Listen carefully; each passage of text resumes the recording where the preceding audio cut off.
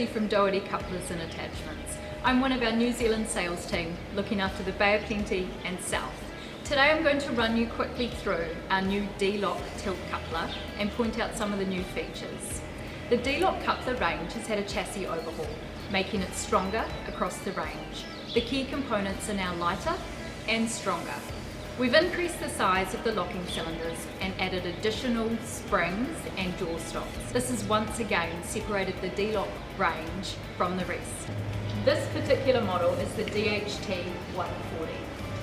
This size and up now offer multi-pin diameter along with a multi-jaw range, making it a very versatile tool on your site. The tilt range of this coupler is 140 degrees. Our other models offer up to 180 degrees worth of tilt.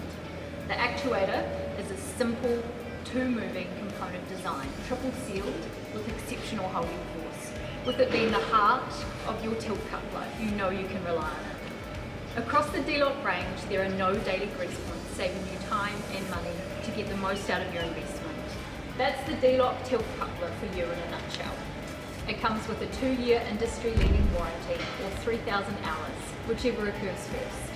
For more information, head over to our website, www.DohertyDirect.net.